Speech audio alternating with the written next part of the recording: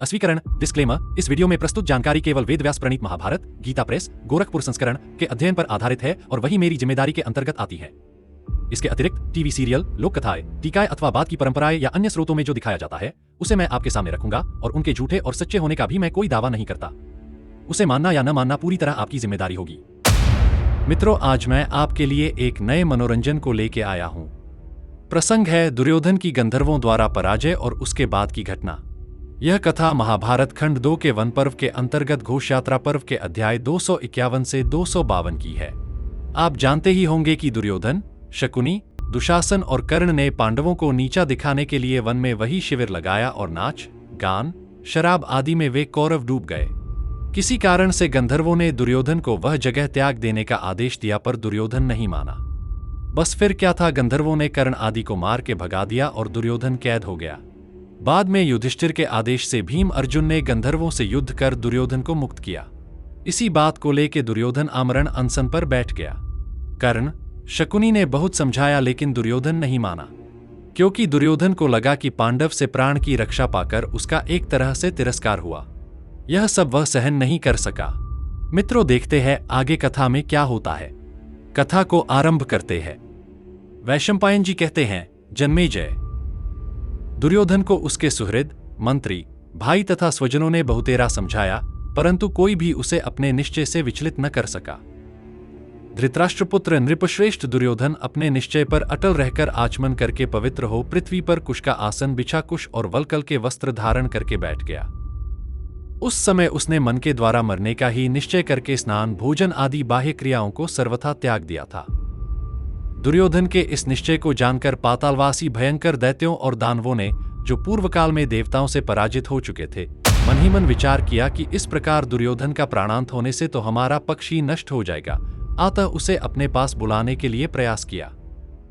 इस कार्य के लिए दानवों ने वेदांगों के पारंगत विद्वान ब्राह्मण एकाग्रचित्त हो मंत्रोच्चारण पूर्वक प्रज्वलित अग्नि में घृत और खीर की आहुति देने लगे। राजन, कर्म की सिद्धि होने पर वहां यज्ञकुंड से उस समय एक अत्यंत अद्भुत कृत्या जभाई लेती हुई प्रकट हुई और बोली, मैं क्या करूं? तब दैत्यों ने प्रसन्नचित्त होकर उससे कहा, तू प्रायोपवेशन करते हुए धृतराष्ट्रपुत्र राजा दुर्योधन को यहां ले आ। जो आज्ञा कहकर वह कृत्या तत्काल वहां से प्रस्थित हुई और पलक मारते मारते जहां राजा दुर्योधन था वहां पहुंच गई।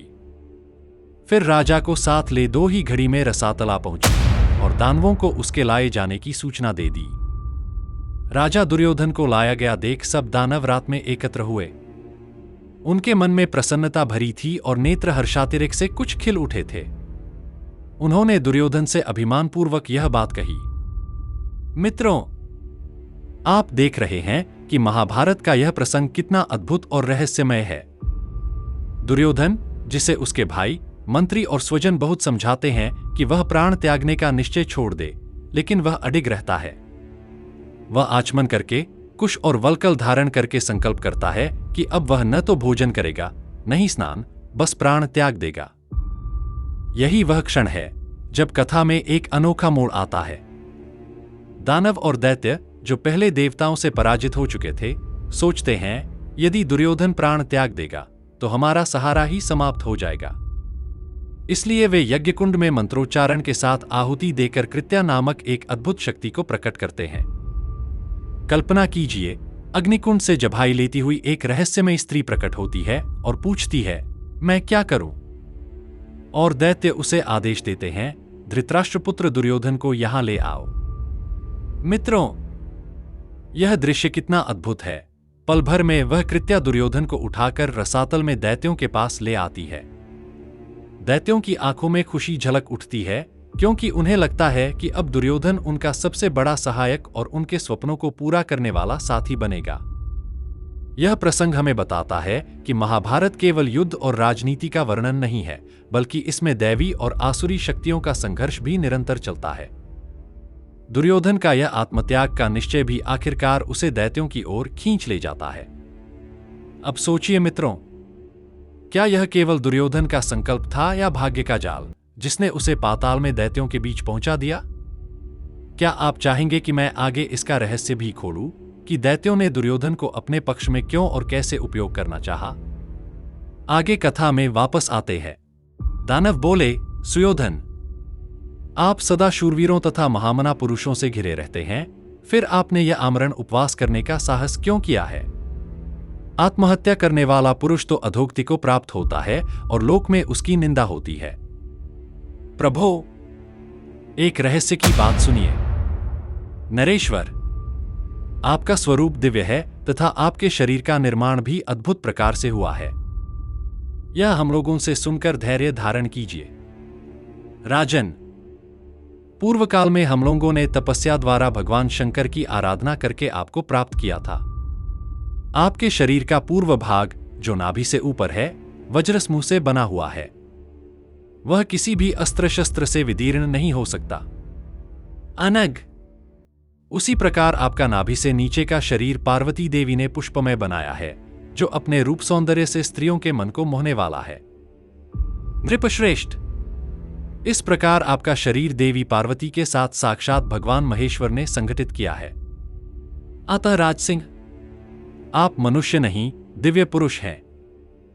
मित्रों, जब दुर्योधन आमरण उपवास पर अडिग रहा, तब दानव उसके पास आए और बोले, सुयोधन, आप सदैव शूरवीरों से घिरे रहते हैं, फिर यह आत्महत्या का विचार क्यों? जो व्यक्ति अपने प्राण त्याग देता है, उसकी अधोगति होती है और संसार उसकी निंदा करता है। सुनो राजन, तुम्हारे स्वरूप का एक गुप्त रहस्य है। तुम साधारण मनुष्य नहीं हो। पूर्वकाल में हमने तपस्या कर भगवान शंकर को प्रसन्न किया और उन्हीं की कृपा से तुम्हें पाया। तुम्हारे शरीर का ऊपरी भाग वज्र के समान है, जिसे कोई अस्त्र शस्त्र भेद नहीं सकता, और नाभि से नीचे का अंग स्वयं देवी पार्वती ने पुष्पों से रचा है, जो अपने सौंदर्य से सबको मोहित कर देता है। इस प्रकार शिव और पार्वती ने मिलकर तुम्हारा दिव्य शरीर बनाया है। इसलिए हे राजसिंह, तुम मनुष्य नहीं, बल्कि देव प्रेरित दिव्य पुरुष हो। मित्रों, यही कारण है कि आगे महाभारत युद्ध में दुर्योधन को केवल उसकी जंघा पर प्रहार करके हराया जा सका। यही उसका एकमात्र नाशकारक बिंदु था। कथा में वापस आते हैं। दानव कहते हैं, भगदत्त आदि महापराक्रमी क्षत्रिय दिव्यास्त्रों के ज्ञाता तथा शौर्य संपन्न हैं। वे आपके शत्रुओं का संहार करेंगे। अतः आपको शोक करने की आवश्यकता नहीं है। आपको कोई भय नहीं है। आपकी सहायता के लिए बहुत से वीर दानव भूतल पर प्रकट हो चुके हैं। दूसरे भी अनेक असुर भीष्म, द्रोणाचार्य और कृपाचार्य आदि के शरीरों में प्रवेश करेंगे, जिनसे आविष्ट होकर वे लोग दया को त्याग कर आपके शत्रुओं के साथ युद्ध करेंगे। कुरुश्रेष्ठ, दानवों का आवेश होने पर भीष्म, द्रोण आदि की अंतरात्मा पर भी उन दानवों का ही अधिकार हो जाएगा। उस दशा में युद्ध में स्नेहरहित हो प्रहार करते हुए वे लोग पुत्रों, भाइयों, पितृजनों, बांधवों, शिष्यों, कुटुंबीजनों, बालकों तथा बूढ़ों को भी नहीं छोड़ेंगे। वे पुरुष सिंह भीष्म आदि वीर दानवों के आवेश के कारण विवश होकर अज्ञान से मोहित हो जाएंगे। उनके मन में मलिनता आ जाएगी और वे स्नेह को दूर छोड़कर प्रसन्नतापूर्वक अस्त्र शस्त्रों द्वारा प्रहार करेंगे। इसमें विधि निर्मित होनहार ही कारण है। एक दूसरे के विरुद्ध भाषण करते हुए वे सब योद्धा कहेंगे, आज तू मेरे हाथों से जीवित नहीं बच सकता, कुरुश्रेष्ठ। इस प्रकार सभी अस्त्र शस्त्रों की वर्षा करते हुए पराक्रम पर डटे रहेंगे और परस्पर होड़ लगाकर जनसंहार करेंगे। वे दैव प्रेरित महाबली महात्मा पांचों पांडव भी इन भीष्म आदि का सामना करते हुए इनका वध करेंगे। वीर, आपके भीतर जो अर्जुन का भय समाया हुआ है, वह भी निकाल देना चाहिए, क्योंकि हम लोगों ने अर्जुन के वध का उपाय भी कर लिया है।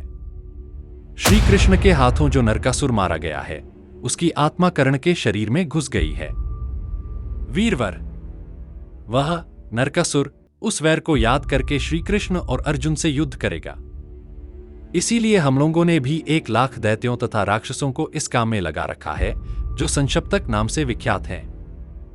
वे वीर अर्जुन को मार डालेंगे। अतः आप शोक न करें। नरेश्वर, आपको इस पृथ्वी का निष्कंटक राज्य भोगना है। अतः कुरुनंदन, आप विषाद न करें। यह आपको शोभा नहीं देता है। आपके नष्ट हो जाने पर तो हमारे पक्ष का ही नाश हो जाएगा। वीरवर, जाइए। अब आपको किसी तरह भी अन्यथा विचार नहीं करना चाहिए। देखिए, देवताओं ने पांडवों का आश्रय ले रखा है, परंतु हमारी गति तो सदा आप ही हैं।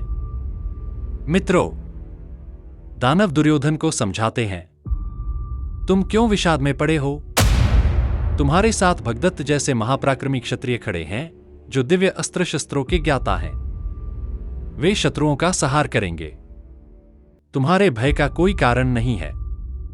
अनेक वीर दानव भूतल पर आ चुके हैं और कई असुर भीष्म, द्रोण और कृपाचार्य जैसे महायोद्धाओं के शरीर में प्रवेश करेंगे। उनके भीतर प्रवेश करने पर उनकी आत्मा पर दानवों का अधिकार हो जाएगा। तब वे दया को त्याग देंगे और स्नेह को भूलकर अपने ही पुत्र, भाई, शिष्य और कुटुंबियों तक पर प्रहार करेंगे। यह सब नियति का विधान होगा। मित्रों, ध्यान दीजिए, यही कारण है कि भीष्म और द्रोण जैसे धर्मज्ञ वीर भी विवश होकर रक्तपात में डूब गए। वे मोह से आच्छादित होकर अपने ही जनों पर अस्त्र उठाते हैं और युद्ध भूमि में सभी के सहार के लिए कटिबद्ध हो जाते हैं। दानव आगे कहते हैं, दुर्योधन, अर्जुन से भय मत करो, हमने उसका उपाय भी कर लिया है। नरकासुर की आत्मा कर्ण के भीतर प्रवेश कर चुकी है। वह वैर की स्मृति से प्रेरित होकर श्री कृष्ण और अर्जुन के विरुद्ध भयंकर युद्ध करेगा। इसी उद्देश्य से हमने 1,00,000 संक्षिप्तक दैत्यों को भी लगाया है, जो अर्जुन का वध करेंगे। इसलिए हे नरेश्वर, शोक मत करो। तुम्हारे लिए निष्कंटक पृथ्वी का राज्य नियत है। याद रखो, देवताओं ने पांडवों को अपनाया है, पर हम दानव सदैव तुम्हारे ही आश्रित हैं। तुम्हारे बिना हमारा अस्तित्व ही समाप्त हो जाएगा। मित्रों, इस प्रसंग से हम देखते हैं कि युद्ध केवल मनुष्यों का नहीं था, देव और दानव की अदृश्य शक्तियां भी उसमें सक्रिय थीं। पांडवों को देवताओं का और कौरवों को दानवों का आश्रय प्राप्त था। यही महाभारत का सबसे गहरा रहस्य है। कथा में वापस आते हैं। दुर्धर्ष दुर्योधन से ऐसा कहकर दैत्यों तथा दानवेश्वरों ने उसे पुत्र की भांति हृदय से लगाया और आश्वासन देकर उसकी बुद्धि को स्थिर किया। दैत्यों के विदा करने पर उसी कृत्या ने महाबाहु दुर्योधन को पुनः उसी स्थान पर पहुंचा दिया जहां वह पहले आमरण उपवास के लिए बैठा था। भारत। कृत्या के चले जाने पर राजा दुर्योधन ने इन सारी बातों को स्वप्न समझा। दैत्यों के कहे हुए वचनों पर विचार करके दुर्बुद्धि दुर्योधन के मन में यह संकल्प उदित हुआ कि मैं युद्ध में पांडवों को जीत लूंगा। दुर्योधन ने यह मान लिया कि संक्षिप्तगण तथा कर्ण ये शत्रुघाती अर्जुन के वध में लगे हुए हैं और इसके लिए वे समर्थ हैं। इधर कर्ण भी नरकासुर की अंतरात्मा से आविष्टचित्त होने के कारण अर्जुन का वध करने के लिए क्रूरतापूर्ण संकल्प करने लगा। इसी प्रकार राक्षसों से आविष्टचित्त होकर वे संक्षिप्तक वीर भी रजोगुण और तमोगुण से आक्रांत हो अर्जुन को मार डालने की इच्छा रखने लगे। राजन, भीष्म, द्रोण और कृपाचार्य आदि के मन पर भी दानवों ने अधिकार कर लिया था। अतः पांडवों के प्रति उनका भी वैसा स्नेह नहीं रह गया। दानवों ने रात में कृत्या द्वारा अपने यहां बुलाकर जो बातें कही थीं, उन्हें राजा दुर्योधन ने किसी पर भी प्रकट नहीं किया। मित्रों, वैशंपायन जी यहां बताते हैं कि जब दानवों ने दुर्योधन को आश्वासन दिया, तब उन्होंने उसे पुत्र की तरह हृदय से लगाया और विजय का आशीर्वाद देकर विदा किया। दुर्योधन को उसके उपवास स्थान पर वही कृत्या, दैवी शक्ति, वापस ले आई और सम्मान दिखाकर अदृश्य हो गई। अब देखिए, इतना बड़ा अद्भुत अनुभव होने के बाद भी दुर्योधन ने इसे स्वप्न समझ लिया। लेकिन इस स्वप्नवत दर्शन ने उसके मन में यह दृढ़ संकल्प जगा दिया कि वह युद्ध में पांडवों को अवश्य परास्त करेगा। उसे विश्वास हो गया कि कर्ण और संक्षिप्तक अर्जुन का वध करेंगे। इधर कर्ण भी नरकासुर की आत्मा से आविष्ट होकर अर्जुनवध के लिए क्रूर निश्चय कर रहा था। संक्षिप्तक दानववीर भी तमोगुण से भरकर अर्जुन को मारने के लिए कटिबद्ध हो गए। और भीष्म, द्रोण, कृपाचार्य जैसे आचार्य, जिनसे पांडवों को स्वाभाविक स्नेह मिलना चाहिए था, उनके मन पर भी दानवों का प्रभाव हो गया। इसीलिए वे भी स्नेहरहित होकर केवल युद्ध और विनाश में प्रवृत्त हो गए। मित्रों, सबसे महत्वपूर्ण बात यह है कि दुर्योधन ने दानवों के इस रहस्य को किसी से साझा नहीं किया। उसके मन में बस एक ही विचार गूंजता रहा, मैं पांडवों को हराऊंगा। यहां हमें यह सीख मिलती है कि महाभारत का युद्ध केवल मनुष्यों का युद्ध नहीं था। यह दैवी और आसुरी शक्तियों का टकराव भी था, जहां अदृश्य प्रभाव ने महान योद्धाओं की बुद्धि और आचरण तक को बांध लिया था। तो मित्रों, यह कथा यही कह रही है कि आसुरी और दैवी शक्तियां सदैव रहती है। असुर पाताल से दुर्योधन, कर्ण, भीष्म, द्रोण, कृप आदि के शरीर में प्रवेश कर गए और अर्जुन आदि जो दैवी शक्तियां थी उन्हें मिटाने का प्रयत्न किया पर सफल न हो सके। जय हिंद, जय भारत, जय सनातन, जय श्री राम।